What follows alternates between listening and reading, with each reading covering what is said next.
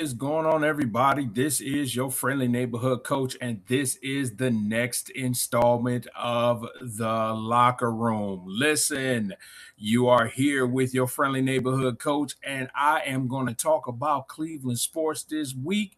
What's been going on in Cleveland sports? We're going to talk a little bit of the Cleveland Browns and their training camp and how things are going. We're going to talk a little bit about competition and not just at the quarterback position. We're going to talk a little bit around the board. It's about to get hot and heavy now because they're getting ready to go into the preseason. All right. Then we're going to talk a little bit of Cavs. Cavs been a little bit quiet. Is that a problem, or is things working? We're going to talk about that behind the scenes. Plus, I got a little bit of a rant that's going to come down the line. We'll see how it goes. All right. And then we're going to talk a little bit of the Guardians. The Guardians made a big time trade. So we're going to talk a little bit about that. So sit back, relax, and take your favorite beverage and get ready for the locker room. Yeah. You know what time it is. Welcome back to the locker room with Coach Young. Tape up the ankles, clean up the floor. Game plan ready, we came for more. Down in the room where the real ones speak. Film on the wall and the whole team eat. The locker room. The locker room. Bring the grease, bring the fight. Coach Young in the mix, and we set tonight. So, yeah. Come on now. Coach Young stepping up in the world. Let's give him a little round of applause, shall we? Come on. Coach Young trying to step up in the world here, trying to be a little bit innovative here with the locker room. Once again, you're here with your friendly neighborhood coach, and we talk Cleveland sports, and that's what we're gonna do today. So let's go ahead and get this thing started, shall we? Let's talk a little bit about the Cleveland Browns. Okay, they're in training camp right now, and everything is hot and heavy. And of course, everybody talking about the quarterback position between Deshaun Watson and Shedeur Sanders. But I'm not going to start right there. We're going to get to that because there's been a lot of nonsense and boo-boo that's been talked about. And I got my man G. Bush, and he going to break things down to you like a fraction. There's also a coach's rant that I got coming down the line. So you guys need to get ready because it's a report that came out of the top 35 quarterbacks in the NFL, and it was something that was sent by anonymous general managers and anonymous defensive coordinators. So I got my feels on that. So I'm going to talk about that a little bit. But training camp has started, and there's some competition that's going on in there. And so I want to break down some of the other positions that are being fought for in Cleveland Browns camp. Okay. First of all is the left tackle. Now, Spencer Fano is the left tackle that was drafted by the Browns. He was their number one pick, number one draft pick, drafted by the Browns to be at left tackle. However, he's taking some time to catch up, and that's okay. That's what happens when it comes to rookies. It takes some time to catch up. But in the meanwhile, you got big, giant Dawand Jones that's behind him. Now, Dawand Jones' biggest issue is that he can't stay healthy. That's the problem with Dawand Jones. Otherwise, I call Dawand Jones the TJ Watt stopper because he is. Every time TJ Watt came up against Big Thanos, he got the business. But Dawand can't stay healthy. Now, I don't subscribe to all the other junk that I hear when it comes to Dawand Jones. Saying that he's not good enough to play the position. He is good enough. He's big. And so that puts a wear and tear on your body, people. So, I like that competition between Dawand Jones and Spencer Fano. All right. Jared Verse has been working with Spencer Fano, and it's really been helpful to his game. Coach Monk can let that be known. Then there's the wide receiver position. So let's talk about it for a second, okay? We all know that tight end is already locked, okay? Harold Fannin Jr.'s got that on lockdown. That's clamp. That's lock. He's got that locked down, okay? So for me, I don't even talk about the tight end position because he has it locked up. So let's talk about the wide receivers. You have Jerry Jeudy, you have Denzel Boston, you have KC Concepcion, and Isaiah Bond. Anything after that, I really don't want to talk about. Any wide receiver after that, I don't want to talk about. Okay, those are the guys. All right. So who is going to be your number one receiver? Well, everybody's saying is Jerry Jeudy. I get that. But Jerry Jeudy has got to be consistent in terms of catching the football for me. I'm not a big Jerry Jeudy fan. I'm not. I'm just not. To me, he makes Steve Smith Sr. look like a prophet because Steve Smith Sr. let it be known about Jerry Jeudy, all that stuff that happened a couple years ago. And to me, it hasn't changed. Jerry Jeudy is still Jerry Jeudy. This is a make or break year to me for Jerry Jeudy. Then you have Denzel Boston, who they have compared to Mike Evans, which is a decent comparison. But hold on, contraire Mufrere. Let's not get all caught up into the Mike Evans thing. Let's get him out on the field against the ones. Let's get him out on the field against the Denzel Wards and the guys of that ilk. Let's get him out on the field first. I hope he does turn into a Mike Evans. But right now, we got to sit and we got to wait and see how he develops. Okay. So you look at Jerry Jeudy is going to be, wide receiver 1. Denzel Boston is going to be 2. Then you got Concepcion, KC Concepcion, and then you have Isaiah Bond in that slot. Right now, to me, who's ahead of the game? Isaiah Bond. I've heard a lot about KC Concepcion. I heard Concepcion is real well. I think Concepcion is going to not just make his mark as a receiver, but I also think he's going to make his biggest mark as a return specialist. We haven't had a good return specialist in Cleveland since Eric Metcalf and Gerald McNeil. We have and Josh Cribbs. I don't want to disrespect Josh Cribbs. So we haven't had someone who strikes fear in the return game. And so I see KC Concepcion really causing havoc within the return game. But in terms of the wide receiver, to me, this is a make or break for Jerry Jeudy. Jerry Jeudy has got to come through when it comes to being wide receiver 1. All right. Whether it's Deshaun Watson or Shedeur Sanders, he has got to be able to catch the football in traffic. And as I said on 3 the Hard Way, which is our sports podcast, me, the Captain T, and L Train. We talk Cleveland sports on there as well. When it comes to Jerry Jeudy, I broke it down like a fraction. Jerry Jeudy is not a hands catcher. If you look at a lot of Jerry Jeudy's drops are based off the fact that he lets the ball get into his chest.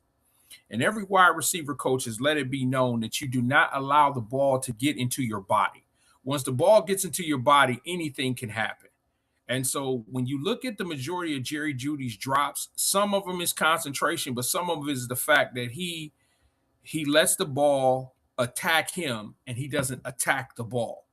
Okay. So this is a make or break year when it comes to Jerry Jeudy. Okay. Grant Delpit and McNeil Warren. You get that DB position, that safety position. Now, Grant Delpit just signed a big time contract, but McNeil Warren is right around the corner. Okay.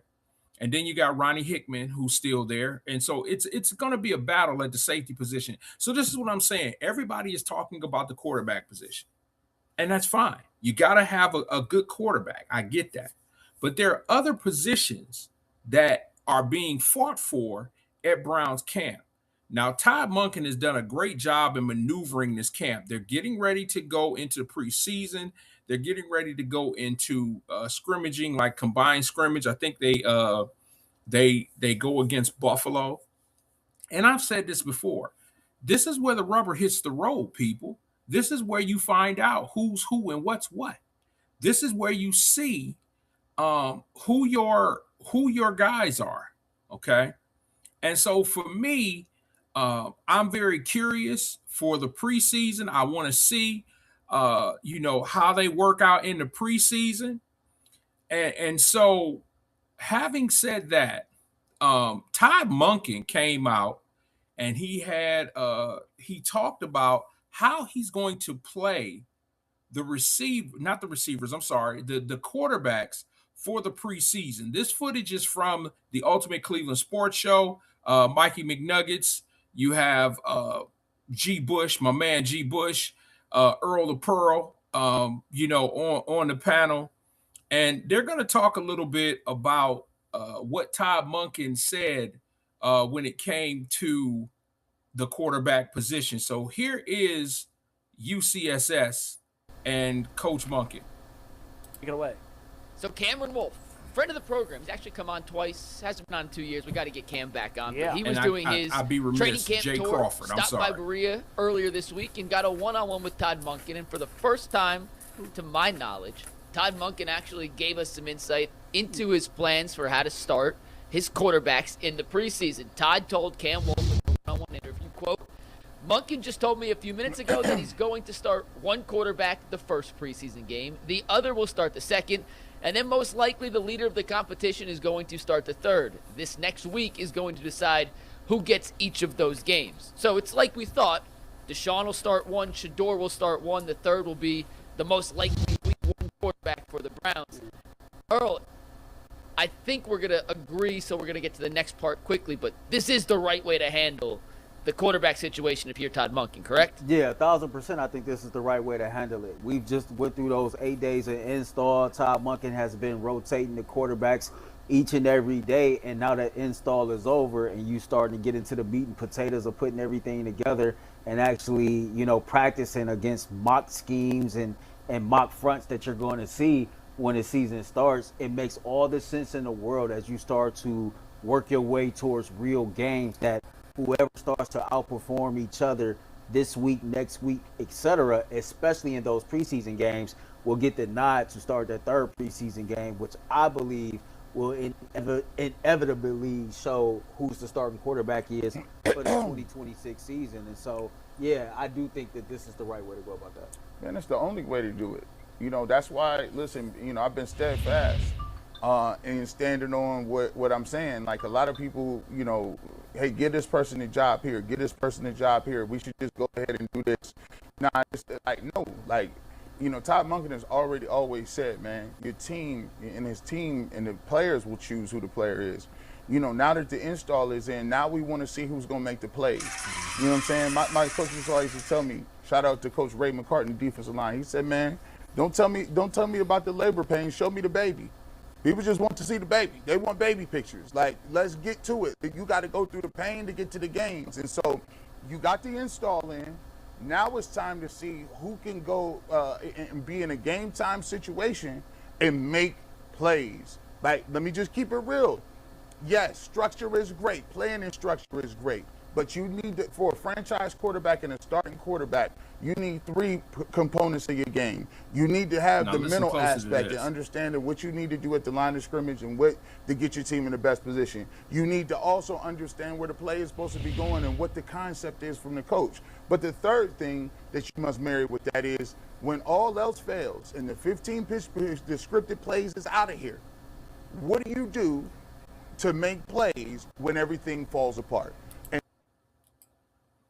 So, once again, shout out to the Ultimate Cleveland Sports Show, Jay Crawford, Mikey McNuggets, Earl the Pearl, and G. Bush. So, Todd Monken said he's going to start one quarterback, one preseason game, the other quarterback, the other preseason game, and then he's going to make his decision by who starts that third game. Okay? So, the pressure is on Deshaun Watson and Shedeur Sanders. The pressure is on them. And even Dillon Gabriel. Dillon Gabriel has been playing better from all reports. Dillon Gabriel has done a great job in terms of getting himself in the mix, even though, for the third quarterback, I don't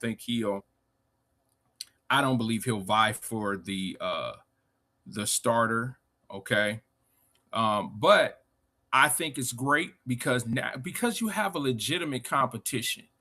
That coach who's down in Atlanta, who was in Cleveland last season, and I told y'all I'm not naming him. I'm not giving him many names. I'm not doing that. He's down in Atlanta, but it wasn't a true quarterback competition. Okay, he brought in Kenny Pickett, who's with the Carolina Panthers, who still looks terrible to me. He had Joe Flacco, who was 2 years brought back 2 years too late. Deshaun was on the sidelines doing nothing. Then he wanted to push Dylan Gabriel down our throats, a 5'0", 100 size quarterback. And then he has Shedeur throwing to towel boys and garbage cans. Okay, so to me, that wasn't a legitimate quarterback competition. But now you have a legitimate one. You have Deshaun Watson, who's vying for QB1. You have Shedeur Sanders, who's vying for QB1. Okay. But the thing is that they both have flaws. Shedeur, from what Coach Monken had been saying, Shedeur needs to get out of the huddle faster. Shedeur needs to, in terms of getting the play call and to read a little bit quicker, okay? Listen, I'm not going to sit up here and make Shedeur Sanders to be the end all of all. He's got flaws in his game, but so does everyone else. Deshaun Watson has thrown too many interceptions in training camp. He's got to learn to protect the ball, and that's what Coach Monken has said. He's got to learn to protect the football. But now the rubber hits the road, okay? The rubber will hit the road. And what happens then is you will know when them bullets start coming and you got the pads on and people are coming at you, now we're going to see. Okay? We're going to see. And so I'm looking forward to preseason. I've never looked more forward to a preseason than now. I look forward to preseason. Okay. But like I said, there are other competitions that's going on, and I'm looking forward to those competitions. I'm looking forward to the Grant Delpits and the McNeil Warrens. I'm looking forward to Carson Schlesinger in his second year. Williams, the linebacker that they brought in from the Jets. I'm looking forward to Jared Verse. I'm looking forward to the new Browns. That's who I'm looking forward to, but I want to see them in the preseason. Okay. So, I'm looking forward to it, and I'm hopeful that the Browns will be, relevant this year. I'm not going to give my predictions. I told y'all that if they come together the way that I believe that they'll come together, then, things are going to take place. And I don't believe that the Cleveland Browns will be a team that you can just walk over this year. Not the way the defense, I think, is going to fly around, and not the way the offense is going to improve. I'm not saying they're Super Bowl caliber. Coach Young is not that kind of guy.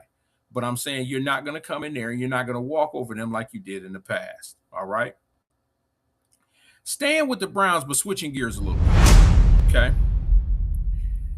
There was a report that came out ranking all of the quarterbacks in the NFL. And I seen, some they had them in tiers. They had a top tier, they had a mid tier, and then so on and so forth. Deshaun Watson was number 31, and Shedeur Sanders was 35 out of 35. Okay. But that's not the point. The point was the conversation behind that.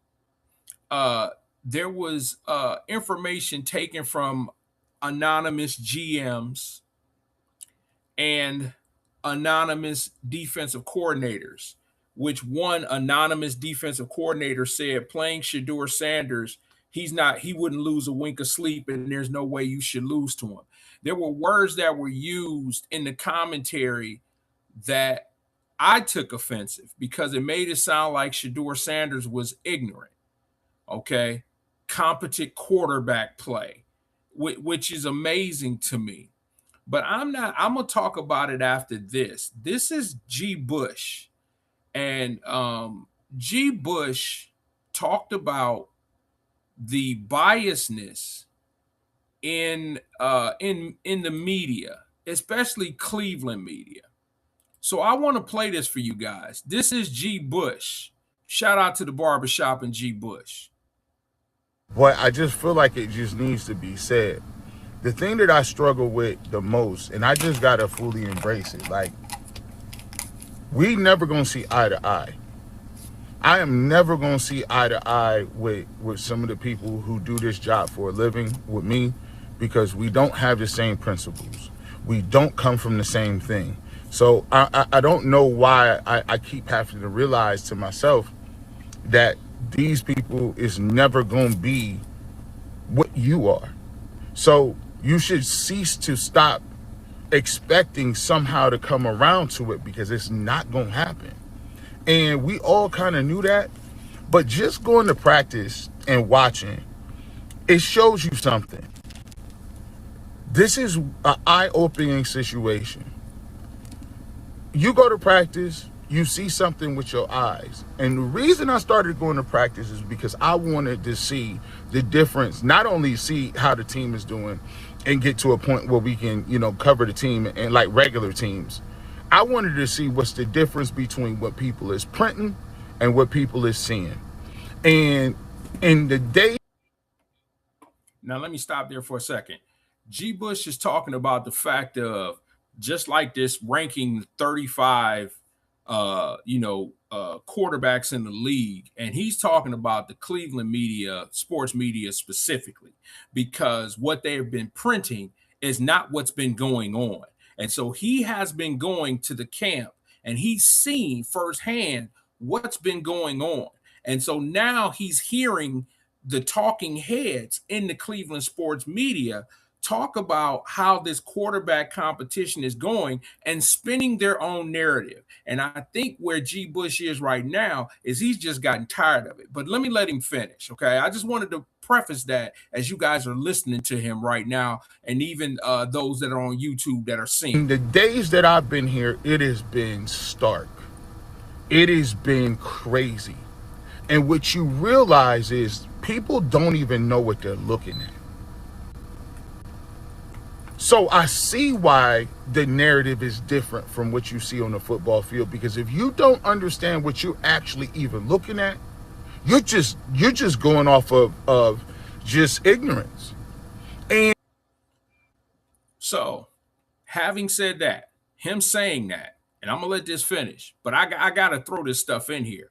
Let's go back to when Ryan Clark, made his statement to Peter Schrager on ESPN, and he basically let him know, you can't talk about something that you haven't done. You can't go out here and make a determination on a sport that you've never played. And I know Coach Young will get pushback on that, because there are a lot of reporters out here, and there's a lot of coaches out here. And I think I saw somebody say, like, Bill Belichick didn't play at a high level when it came to football, but he's one of the greatest coaches of all times. Let me break that down to y'all for a second. Do you realize who Bill Belichick coached up under? He coached up under his father, that was one, who was a legendary coach. And then he coached up under Bill Parcells, who was a legendary coach. Let me tell you something. You don't just learn sports through osmosis. You sometimes have to listen to smarter people. And that's what Bill Belichick did. He listened to smarter people. So miss me with that. I want to hear from people who have been in the trenches. I want to hear from people who have seen the game, played the game, understand the idiosyncrasies of the game, and can sit and break down film, okay? I don't want to sit with Jason Lloyd. You want to know why? Because he can't tell me anything that I don't already know, okay? I don't want to sit down with Adam the Bull, because he can't tell me anything that I don't already know, okay? I don't want to sit down with them. I don't want to sit down with Aaron Goldhammer, because he can't tell me anything other than figure skating. He can't tell me anything about the game, okay? I want to sit down with guys like Gerard Cherry, Garrett Bush, Dustin Fox, Tyvis Powell, okay? I want to sit down when it comes to football. I want to sit down with those guys. Those guys are going to break down football to me. I want to sit down with guys who can break down the NBA to me, okay? Who can, guys who've played in the game, okay? Steven Jackson, Matt Barnes, all right? Kevin Garnett, Paul Pierce. I want to talk to those guys because they've been in the trenches. They've been in championship locker rooms. Okay. I don't want to talk to people who have not played the game and have no understanding of the game. And then you report it as if you are the end all of all. All right. Let me let G. Bush finish. And I'm looking and I'm watching some of the stuff that people is talking about. And I'm like, what are you talking about? Cadences and what are you what are we talking about here? I had people talk about, oh, that throw wasn't good. And the most part that I got a problem with is this. If Deshaun Watson has a good throw or a good practice, I can say, oh, he had a good practice. You can go on Final Cut. Me and Earl talked about it. Me, Earl Tyvis, Coach Riz, we talked about it. The day before, I put out a tweet that Dillon Gabriel did pretty good in the period. Awesome. I don't understand how I can sit here and give Deshaun Watson and Dillon Gabriel credit where credit is due. But the first time Shedeur Sanders does anything well, it's either outright ignored, people move into this weird trolling stuff where it's like, you know, they can't defend their position, or if he does anything, they just outright ignore it like it never happened.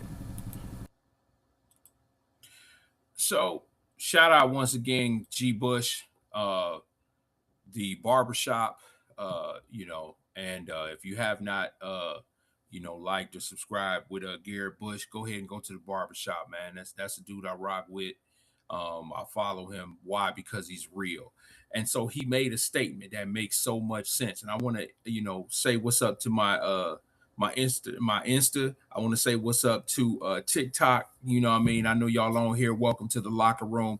Thank you for joining in. This is your friendly neighborhood coach, and we talk Cleveland sports, and this is how we get it done. All right. So what G. Bush is talking about is basically they talking out both sides of their neck. Somebody, they go to these camps and they see what's going on, and then they report it completely inaccurately, okay, so that they can push their narrative. And so my mindset is, I always say this when it comes to the quarterback position in Cleveland, it's ABS. And what do I mean by ABS? Anybody but Shedeur, okay? And so I'm going to answer this question because a lot of folks have asked this question and they want to get the answer, and a lot of folks have been tiptoeing around it and won't say it. What is the hate in Cleveland with the Cleveland sports media and Shedeur Sanders? I'm about to break this down to y'all like a fraction. Because number one, when it comes to Shedeur, you can't change who he is. He came from a solid family. Okay? He came from a Hall of Famer. All right? That number one, they don't like Deion. They never have. But here you have an African-American young man who understands his worth, who understands who he is. And I'm not going to stand on my soapbox about it, but this is the problem, that he can talk to the average media person and be sure of what he's talking about. He enjoys life. He's enjoying being who he is. Okay? So what did the NFL try to do? They tried to humble him. That's why he got drafted in the 5th round. But he was just as good as Cam Ward. Because see, what people don't seem to understand is Shedeur Sanders led the nation. He led the nation in accuracy, in completion accuracy. Okay? Yes, he took a lot of sacks. His offensive line was trash. Okay? Why do you think he functioned so well last year in Cleveland? Because that offensive line was trash. He's used to it. He knows it. But because he's sure of himself, because he came in, and I've said this on this show, and I've said this on 3 the Hard Way.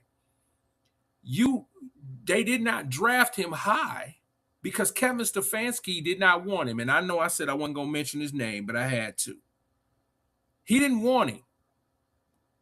Okay? But I'm going to tell y'all, Jimmy did. All right? And so what did the coach do? He had him throwing the ball boys and towel guys. Okay? He did everything to keep that kid under his thumb. Now this kid is in a competition, and he has the potential of being the starting quarterback for the Cleveland Browns. And you got the media who cannot stand it. You have the sports media in Cleveland who cannot stand it. Ladies and gentlemen, boys and girls, children of all ages, I am from Cleveland, Ohio, born and raised. I am now a transplant, been here in Arizona for 20 years, but I love Cleveland. I love my Cleveland sports. And I also understand that the Cleveland sports media has had a unique relationship with athletes in Cleveland. Okay? The sports media will run athletes out of Cleveland. All right? I mean run them out of Cleveland. So they tried to run Deshaun out, okay, because of the allegations with Deshaun Watson, okay, but because Jimmy Haslam signed him to a $250 million contract, they couldn't get rid of him. So here comes Shedeur. They've been trying to get rid of Shedeur since Shedeur was drafted and since he landed. But Shedeur Sanders is very savvy. What did he do? What a lot of folks don't understand is he embedded himself into the community, the African American community. That's what he did. So the Browns couldn't get rid of him even if they wanted. Because why? He understands media. Who did he learn that from? Who did he learn that from? He learned that from one of the best. And that happens to be his father. But you have a confident African-American quarterback in Cleveland, and they're trying to run him out because they can't change him. They can't maneuver him. They can't steer him. And he stands there and he smiles at the media all the time. They don't like that. So what do? They create these narratives. Okay? And so people will ask, well, wait a minute. The Cleveland media didn't run Myles Garrett out of town. No, Myles Garrett ran Myles Garrett out of town. Myles Garrett didn't want to be there. Myles Garrett is about Myles Garrett, but I digress. I'm not going to get into all that. Okay? But Shedeur Sanders has every opportunity to become the starting quarterback of the Cleveland Browns. But see, the reason that he's really tearing up their narrative is because they want the savior. They want the Messiah. They want the next big thing. They want Arch Manning. Yeah, I said it. I said it because nobody else will. They want Arch Manning. Let me tell y'all something. And hear me closely. When Eli came out of Ole Miss and the San Diego Chargers were talking about drafting him, who stepped up and said he's not going to San Diego? Okay, yeah, that was Archie, right? His father. Archie's grandfather. So what makes these media people in Cleveland think that Archie Manning, who did not allow his son to go to the Chargers, would allow his grandson to go to the Browns? People, my mother used to say common sense is not always common, but we need to begin to use it. We got to begin to use common sense, okay? It does not make sense for Arch Manning to show up in Cleveland. Now, I don't wish any ill will on Arch Manning. I think he's a great quarterback. I think he's out of that Manning lineage. I think he's going to be outstanding. I can't wait to look at him this year in Texas. You know, Sarkisian is going to really have him up to speed in Texas, okay? But if it comes down to Arch staying in school or going to Cleveland, I'm telling you right now, the Manning family is not going to allow Arch to go to Cleveland. Okay? Now, for those that just gotta have somebody, they gotta have somebody, okay, is Lenore Sellers. Okay? That young man is a top-tier quarterback. You know, I'm not going to get into all that, but I believe he's the cousin of the mayor of Warrensville, Brad Sellers. But he's a really, really good athlete, okay? And so I'm looking forward to him playing this year. I think he's at South Carolina. Don't quote me on it, guys. Don't quote me on it. But this narrative that the Cleveland sports media is trying to push, they're losing, guys. They're losing because you got independent guys like Garrett Bush, Big Snacks, myself, and there are others, okay, that are destroying this narrative from the Cleveland sports media. And G. Bush went on, I only gave you a couple of minutes of what he said, but G. Bush went on to say that's why athletes don't want to talk to us. That's why they don't want to speak to us. That's why they don't want to come on certain platforms, because they get misrepresented. Okay? And so that's why every chance I get, I call out that sports media. Mary Kay Cabot, who said Deshaun Watson was in the league. Who is she? Okay? So, you know, and I got a question here from Coach G. He said, "What do you think?" This is from my TikTok. Shout out to all my TikTok viewers. Said, "What do you think about the Browns spending money on the stadium?" Hey, listen, I went to Municipal Stadium when I was a kid. I was there, me and my wife, actually, for the last game when the Browns moved to Baltimore. I mean, it's a money thing. Jimmy Haslam got the money to spend. It's actually closer to my childhood home. So, you know, it really doesn't bother me. I mean, but you have to have a winning product to go in there. And that's why this media wants, you know, the Messiah. Okay, because they don't believe in Shedeur. All right, but they can't get rid of him. You know, and so do I wish that this young man success? Do I wish that he's going to, you know, for him to be successful this year? I do. I mean, ultimately, I want the Cleveland Browns to win. That's what I want. I want them to win. I want them to be relevant in the league again. I don't want them being doormats anymore. But this Cleveland sports media is trying their damnedest to get this kid out of there. And like I said, Mary Kay Cabot, she's one. Jason Lloyd is another one. Okay. Adam the Bull, which I don't listen to anything that brother says if it doesn't have anything to do with baseball. He can't tell me jack. Okay. You go over to ESPN Cleveland, then you have Aaron Goldhammer. Huh? I don't pay Aaron Goldhammer. I don't pay any attention to Goldhammer. And I don't know why y'all do. If he not in there with Uncle Riz, man, come on, dude. You know? And then Emmett Golden is another one. And listen, man. I'm just very honest with my assessment. Emmett Golden is another one. Okay. Well, why is Coach Prime? Why did he have to come to practice? Because he can. You didn't say nothing when Dabo Sweeney showed up to come see Deshaun. Nah, you didn't say nothing there. That's what I'm saying. Don't pick and choose your narratives. If you're going to report it all. Okay? And I think that's what G. Bush is talking about. So when it comes to this quarterback ranking, my thing is I don't want to hear anonymous. Don't sucker out saying, oh, well, the anonymous GM and the anonymous defensive coordinator. No. Put names on it. Put names on it. Because me as a coach, if I'm talking about a player, I'm putting my name on it. Now, what does that lead me up to? If that player comes and plays against my team, then I just gave him bulletin board material. Okay? But I'm not gonna sit here and say, well, don't say that I said that. You know, this is what's going on. You know, I'm not gonna lose no sleep. You know, I'm not gonna lose no sleep over Shedeur Sanders, but you know, don't put my name on it. To me, that's cowardice. You're a sucker. Okay? Defensive coordinators. Oh, I won't lose any sleep. Then put your name on it then. Put your name on it.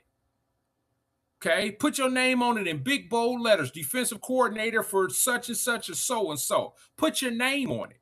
Otherwise, stop talking. I don't roll like that. Okay? I've coached football and other sports for 20 years. If I had something to say about a player, I said it. And I put my name on it. Okay? Anybody who says anonymous, sucker. And I can't hear nothing you saying. And I won't hear anything you saying. When you say anonymous, sucker. Okay, anonymous GM, sucker. Anonymous coordinator, sucker. Anonymous front office person, sucker. That's sucker. That's you being a chump. So when it comes to this them ranking the 35 players, I'm not tripping on the ranking because that's subjective. Okay. They have Lamar Jackson as the fifth best quarterback. Lamar Jackson, who just won another MVP, guys. 2-time MVP, but you say he's the fifth player. Come on, man. So it's subjective. I'm not tripping on that. I'm not tripping that Deshaun Watson is 31. He hasn't played legitimate football in a while. He's coming off two Achilles injuries. So I'm not tripping on that. I'm not tripping on Shedeur being 35th. I'm not tripping on that. That is subjective. That's the way people think. But it's the commentary behind it that tried to make Shedeur Sanders look as if he was unintelligent and as he was ignorant. That's the stuff that I don't like. All right. That passive aggressive, bull jump. That's the stuff that I don't like. Okay. And I don't like the anonymous. Don't be anonymous. Open your mouth. Speak with your chest. Let it be known. I think Shedeur, if you're going to say you don't think Shedeur Sanders can play, then put your name on it. You know why these dudes won't put their name on it? Because there's a possibility that Shedeur is going to be good. And that kid's got a long memory. And he's going to be good enough to come into your stadium. And he's good. He has the potential of being good enough to beat you. So that's why these guys not putting their names on it. That's why. Because they know of the potential that Shedeur Sanders has. Okay. I can get into something deeper, but that has nothing to do with the locker room because I have my own thoughts on why they really trying to hold this young man down. Okay. So, that to me, the training camp is really going to set people apart. All right. It's really going to set people apart. When you get done, when you start going heads on and you got equipment on and then bullets is flying, then you're going to start seeing people, okay? You're going to start seeing what's real, all right? All right, let's switch gears, y'all. Let's talk a little bit about the Cleveland Cavaliers, shall we? But before I do that, let me do this, okay? I didn't get a chance to tell you. The locker room is sponsored by the Dough Garden. Now, of course, I want y'all to understand, all right? Yes, I'm a personal trainer, but I love sweet treats myself, all right? And so the locker room has a sponsor, and that's the Dough Garden, all right? Check this out. I want to thank today's sponsor of the locker room, the Dough Garden. Listen, Coach Young is recommending that you go and get your tasty treats. You have sourdough bread, you have cinnamon rolls, plus much more. Click the QR code and go and place your order. And let the Dough Garden know that Coach Young sent you. Also, you got the ability to get party packs. Once again, I want to thank the Dough Garden for sponsoring the locker room. So, yeah, shout out to the Dough Garden. Appreciate the Dough Garden for, for sponsoring this episode of the Locker Room. All right. If you guys want to sponsor an episode of the Locker Room, then all you need to do is hit me up at CoachYoung3434 at gmail.com. That is CoachYoung3434 at gmail.com. You can sponsor an episode of the Locker Room. Okay, the Cleveland edition or the Locker Room, the Arizona edition. You can sponsor any one of them. Okay, and when I do the broadcast, you will see your logo up. All right, so that is CoachYoung3434 at gmail.com. All right, let's talk about the Cleveland Cavaliers. Okay, so we all know that the Cavaliers lost out on the LeBron chase. And so the question was asked, what's next for them? What are they going to do? They've been really quiet, okay? They've been really quiet when it comes to the offseason, okay? And so I looked up some of the free agents. I did that before I came on the show here, and I looked up the free agents that are left out there. And I'm gonna tell you, it's absolute garbage that's left out there. God, you don't know them. I mean, cheese and crackers and cheese. You don't know none of them. The only ones out there that are worth mentioning to me is you got DeMar DeRozan, who's still out here. Jonathan Kuminga is still out here. Russell Westbrook is still out here. I know the Cavs have talked about trading for PJ Washington. Just to me, guys that don't turn the needle. They don't move the needle for me. Okay. Kuminga may, DeRozan will, but I don't see anything that Kobe Altman is doing right now. He's sitting on his hands, and I don't, and that's not saying he's not working the phones and trying to find the right deal. But I'm saying this right now. If you try to run this team back as they are constructed, you are sixth in the Eastern Conference. I said that. I said that on a previous locker room. You are number 6 in the Eastern Conference if you run this team back as if they are constructed. This team does not move the ball. They have difficulty scoring. Evan Mobley is Evan Mobley. I'm tired of hearing this Evan Mobley rhetoric. Evan Mobley is who he is. If y'all expect Evan Mobley to come out and average 25 and 15, I got a bridge in Brooklyn that I want to sell you because he's not. Okay? You have no wing. You have no one on the wing that's effective. I think Jalen Tyson is that guy, but because you brought in James Harden, now the ball sticks. When the ball was moving, I mean, you have to look at what Jalen Tyson was doing, okay? I understand letting Keon Ellis go. Keon Ellis is a lockdown defender, but he's small. So I understood that, okay? I understand keeping the younger guys. I understand even a draft pick. I watched that dude light it up in the summer league, okay? Malik Thomas. He lit it up in the summer league. I saw what he was doing. Okay. Now, can he do that? Can he do that at this level? I don't know yet. Okay. I don't know. But if the Cavaliers bring this team back the way they are constructed, they are 6th at best in the Eastern Conference. Okay. So James Harden he says he's going to sign his deal, but he's going to wait and see what Kobe Altman is going to do to help surround the team. So at least he's going to try to be cap friendly. All right. Donovan Mitchell, believe it or not, did the same thing. Shout out to Donovan Mitchell and Coco, Miss Coco Mitchell. They exchanged vows and congratulations for that. That's a big step in a man's life. So I'm not going to poo-poo that. Shout out. All right, for marrying your piece, because I've been married to my piece for 30 years. Okay. So, there's some maneuvering that's got to take place. All right. For me, I want to back up point guard and not just, and I know we got Craig Porter Jr., Tyrese Proctor, but I need a veteran backup point guard. Okay. If you're going to get rid of Dennis Schroeder, then you got to have a competent backup veteran point guard. And to me, it's Drew Holiday. I need Drew Holiday. Because when James Harden becomes James Harden, I can put James Harden's fanny on the bench and I can get a championship point guard in Drew Holiday who's going to defend his position. You're not going to put Jalen Brunson out on the island versus Drew Holiday.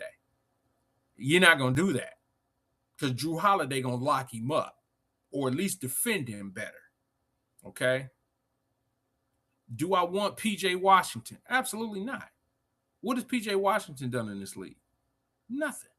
I don't want PJ Washington. If we get Jonathan Kuminga on our own dime, great. If we're not giving up a whole lot of assets, fine. Okay? But if the Cavs come back as constructed, Kobe Altman can try to sell me, but it's not going to work. That's not going to work at all.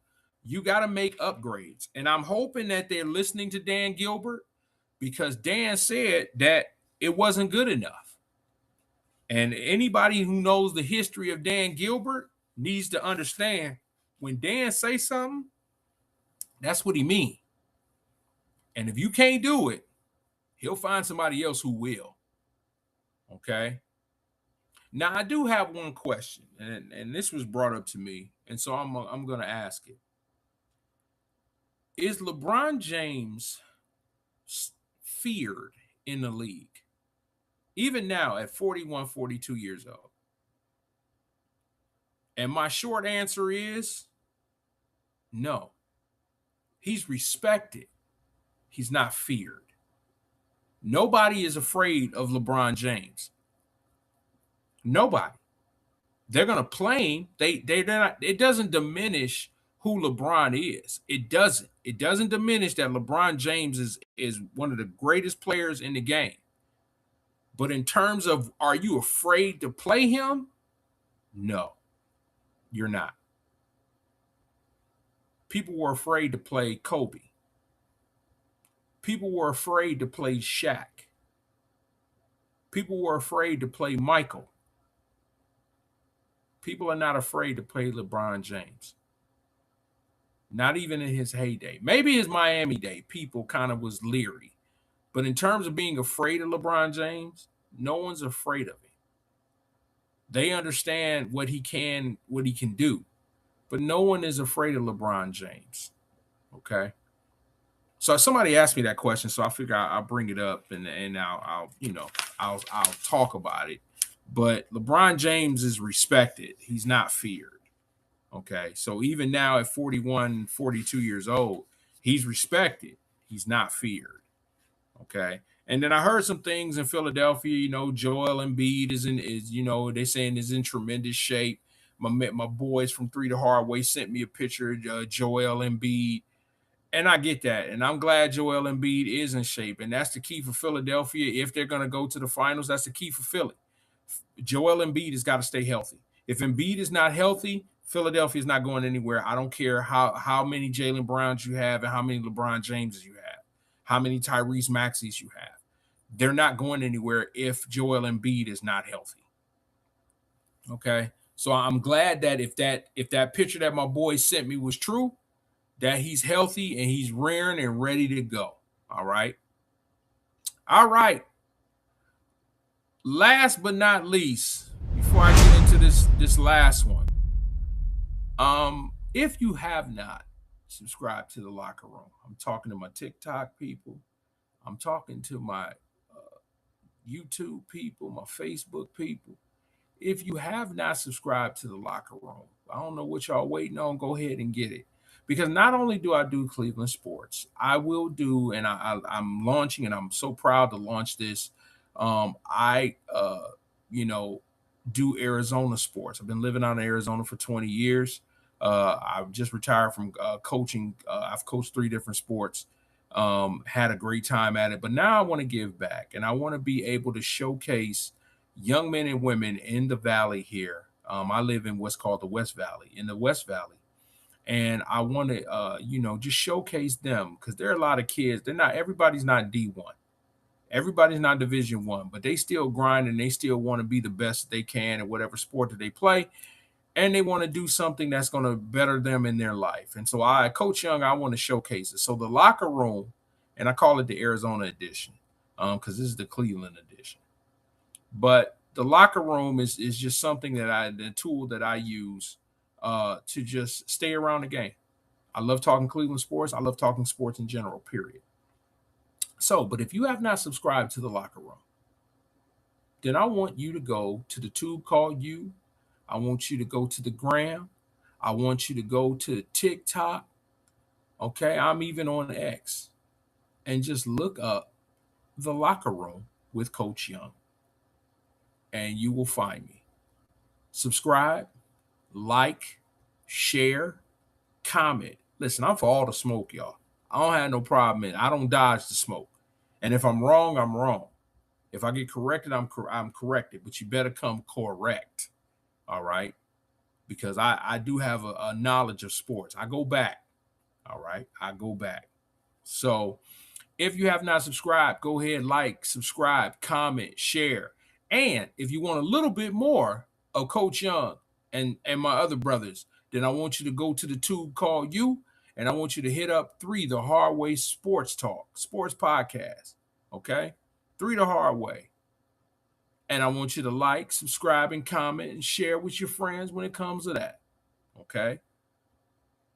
So, the locker room with Coach Young. Go ahead and do that. When you're done watching this, hit that subscribe button, share, send me a message. All right? All right. So, finally, I know I did it already. I like playing with the buttons, y'all. All right. The Guardians. Yes, I talked Guardians as well. Guardians made a trade.